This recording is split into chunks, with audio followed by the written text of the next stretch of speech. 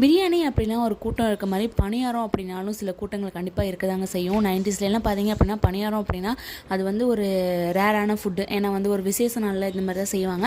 So இன்றைக்கி வந்து நம்ம வந்து முழு கோதுமை வச்சு ஒரு பணியாரம் செய்ய போகிறோம். ரொம்ப சூப்பராக இருக்கும். வாங்க எப்படி செய்யணும்னு பார்க்கலாம்.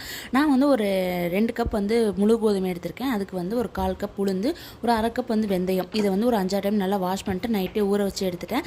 அதுக்கப்புறம் மார்னிங் எடுத்துகிட்டு அதை ஒரு டைம் வாஷ் பண்ணிட்டு நல்லா வந்து அரைச்சி இந்த மாதிரி வந்து எடுத்து வச்சுக்கலாம். இது கூட வந்து நம்ம கரைக்கும் போது உப்பு போட்டு கரைச்சி வச்சுக்கிட்டோம் அப்படின்னா மாவு நல்லா நமக்கு உப்பி வரும்.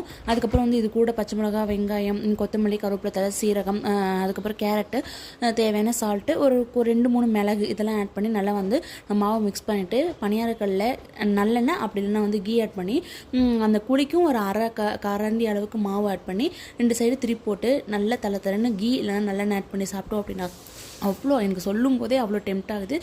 ஸோ கண்டிப்பாக ட்ரை பண்ணி பாருங்கள். So eat healthy and stay healthy.